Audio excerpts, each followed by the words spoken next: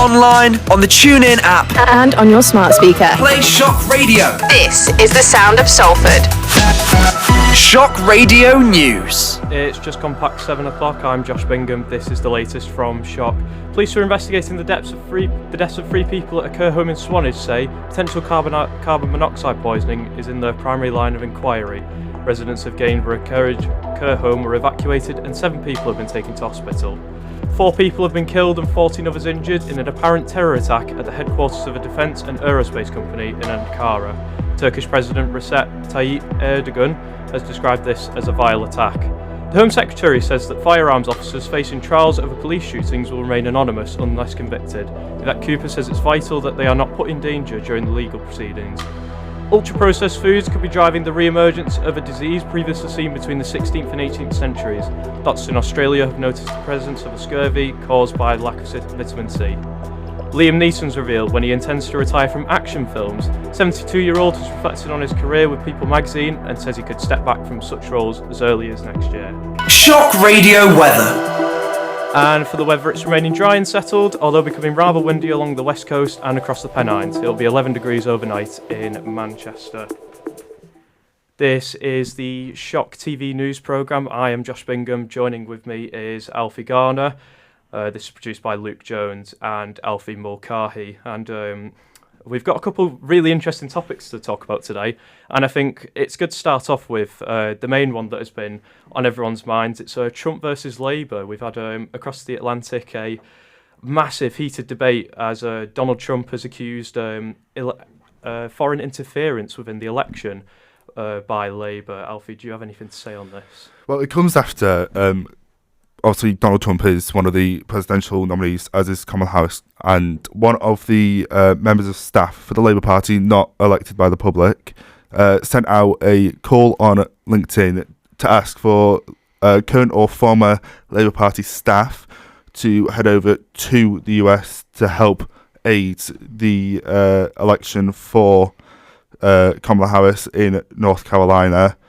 It's not party funded, we have to say that, and it's also the post now being deleted. What it does suggest, though, is a shift towards the centre for Kamala Harris, as obviously Keir Starmer's Labour Party is sticking in that centre to try and keep as many voters as possible.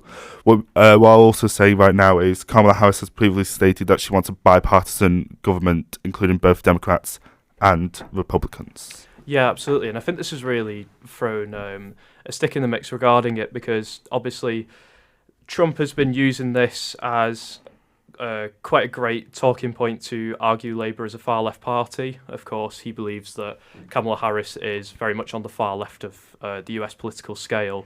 And it's created a lot of tension within the Atlantic Alliance. And, you know, we're starting to see a real shift in the election where it's a two-way fight. It looked like Kamala Harris might take it quite comfortably, and let's say if Trump, did win the election, it could really freeze relations quite a lot between Keir Starmer and Donald Trump. But we got some words from Deputy Prime Minister Angela Rayner, who defended Starmer in Prime Minister's Questions.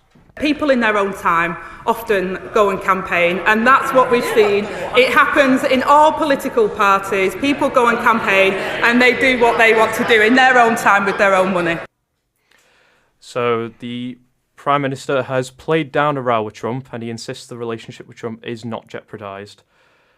With the 7 battleground states, that there was potentially going to be some Labour people within Labour potentially riling up the Democrats, being in the 7 battleground states: Pennsylvania, Georgia, North Carolina, Michigan, Arizona, Wisconsin and Nevada. So we'll be seeing very much how that develops on, but at the moment it's been brewing kind of for a week about, and it's really just absolutely exploded. It's also important to say, at the moment, the polling is very, very close. There's 1.7% between Donald Trump and Kamala Harris. Kamala Harris has got a slight lead at 48%. So this is going to be vital for both US and UK relations, but also for whoever wins the presidency. We'll see that, obviously, in the week following the 5th of November. But when we see this sort of thing happening, we are also seeing is Keir Starmer preparing himself for whichever person will end up in the White House, or is he just trying to play the political handbook and get to a point where the public can see this sort of trust and this sort of engagement with the US as part of potential future talks with trade agreements following Brexit back in 2016.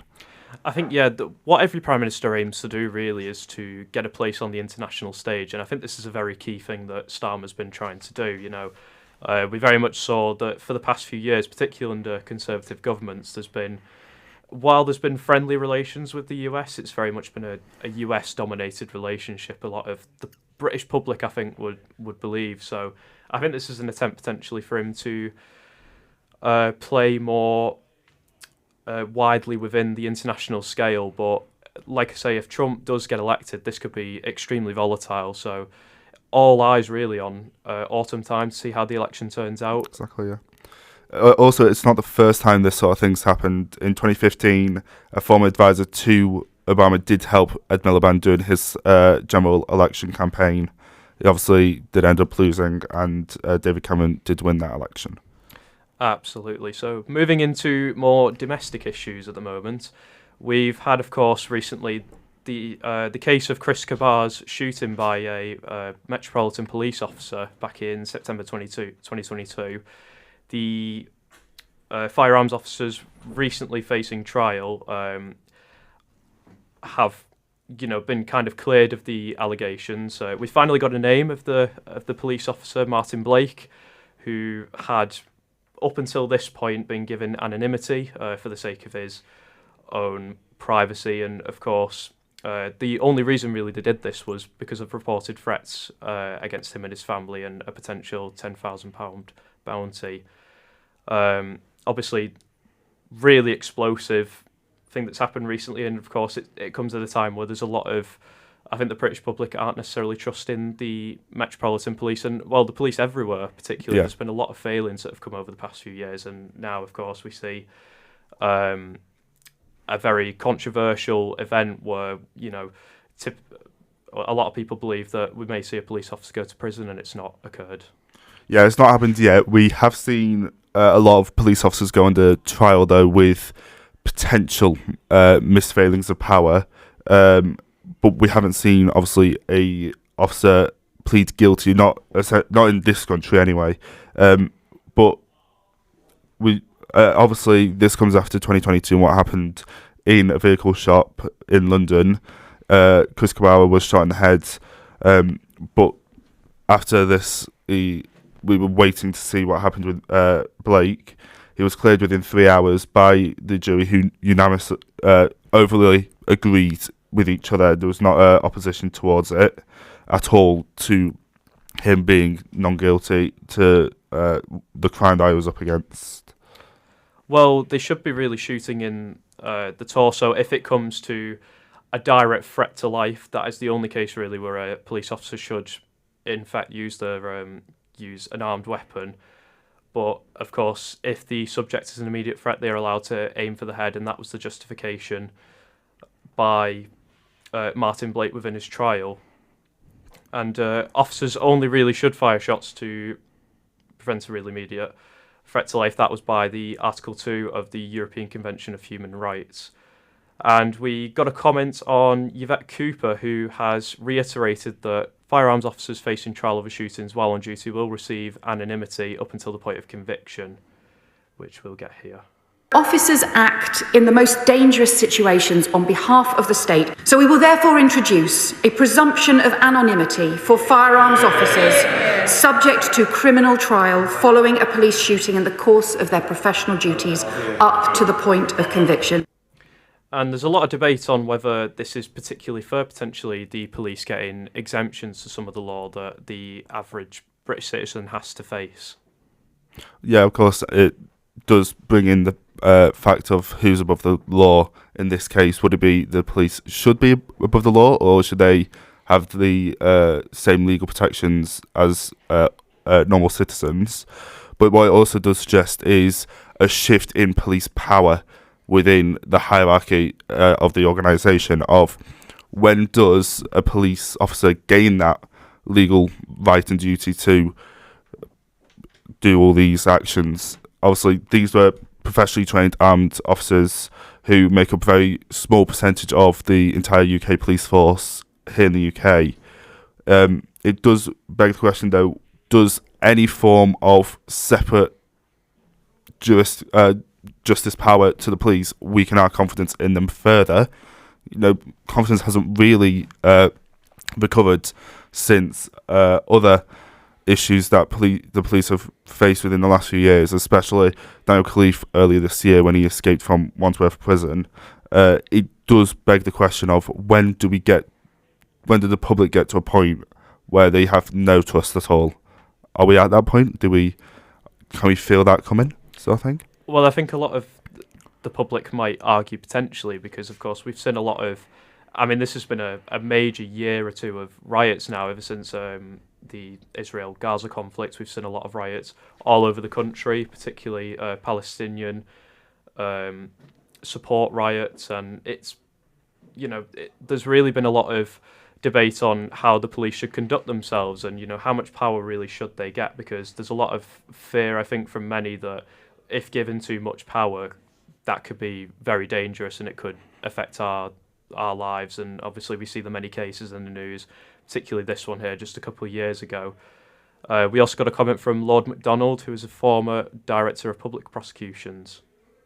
Our police officers are not soldiers. They're citizens in uniform, as we've always believed. They're subject to the same law as us, and I think that should be the situation. Otherwise, I think there's a real risk if there was a special system of justice for police officers who'd shot people. That would very much weaken public confidence. So I think really the comments by Yvette Cooper will absolutely create a lot of tension within the Commons, because I imagine that's going to create particularly a split with the Conservatives and with Labour once again. And as we move on, 2 Manchester Arena attack survivors won a High Court harassment case against a former TV producer who claims the 2017 bombing was staged. Matt Hibbert and daughter Eve suffered life-changing injuries at the Ariana Grande concert. They sued Richard Hall for harassment and data protection, with the first case being launched against a conspiracy theorist in the UK. And this has been a really controversial one, I think, one that hits home to a lot of people who were affected by the Manchester bombings. I don't know if you had any comments on that, Alfie. Well, yeah, obviously it comes now almost 8 years after the attack, and we've seen very slow progression within the system for justice for these families who are still grieving the loss of the people who passed away, the 22 that passed away. Obviously, we see these changes, and this is obviously for a lot of these families a great thing, because they know that they have the comfort of knowing that people aren't spreading lies about what happened, especially when a lot of these people saw firsthand what actually happened. But it also comes a week after Parliament debated the Martin Hett law, which would bring additional security measures to these venues when they're hosting such big events. When you hear stuff like that, and you hear that these conspiracy theories begging the argument that it was faked and it was staged, it does bring into question whether or not we have the trust of our systems, but also the trust of the arena securities, who need to do as much as they can to protect the people who are in the arenas during the performances, and also to protect the performers who are on stage. Yeah, absolutely. And this was something that was debated quite a few years ago when this was still a fresh event. Of course, we saw a lot of an outcry really for how poorly organised the event was to allow such a horrific event to happen. But this comes at a really bad time, because grief takes such a long time really to pass through, and a lot of the families are still very much living that raw feeling, especially so close to home for us in Salford, not far off of Manchester. And as we see with Mr. Hall, across several videos and a book, he's claimed several of those who died were living abroad or were dead before the attack.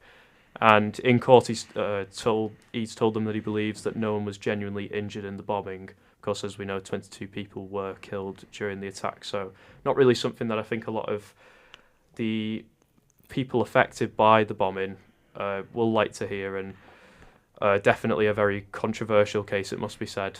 It's also the families involved obviously have been campaigning for years to get a change in the law to ensure that their families are protected from these sort of conspiracy theories, and obviously protecting future generations as concerts go on, as they usually do, is protecting those people who are at them concerts from being hounded by people online saying it's fake, or getting people online who are doubting the realism and the real expectation of safety at these events, especially in large events. Manchester Arena is one of the biggest. It was the biggest arena in the UK before the Co-op Live. So these big venues, the security needs to be there to ensure that there can't be these sort of things happening again. And obviously, the Manchester Arena has increased in security, as has most venues across the UK, in response to the attacks in 2017 and also in years before and after. Absolutely, yeah, and it, like you say, it comes at a really bad time with this, of course, with the campaign into increase security and really better the training overall to ensure that we don't have people who are really posing such a threat to life on a major scale potentially getting into these events, and having conspiracy theorists and people arguing potentially that all of this was completely fake. That really does produce a hindrance, I think, on their campaign. So all eyes really will be on what really comes after that, but definitely a real salt in the wound for a lot of the families who have been affected from such sad events. And just before we finish up, we'll just be giving a quick rundown of the news again. Police are investigating the deaths of 3 people at a care home in Swansea, potential carbon monoxide poisoning in their primary line of inquiry. Residents of Gainsborough care home were evacuated and 7 people have been taken to hospital. 4 people have been killed and 14 others injured in an apparent terror attack at a headquarters of a defence and aerospace company in Ankara. Turkish President Recep Tayyip Erdogan has described it as a vile attack. The Home Secretary says firearms officer facing trial over police shootings will remain anonymous unless convicted. Yvette Cooper says it's vital they are not put in danger during legal proceedings. Ultra-processed food could be driving the re-emergence of a disease previously seen between the 16th and 18th centuries. Doctors in Australia have noticed the presence of scurvy caused by a lack of vitamin C. And Liam Neeson's revealed when he intends to retire from action films. The 72-year-old has reflected on his career with People magazine and says he could step back from such roles as early as next year.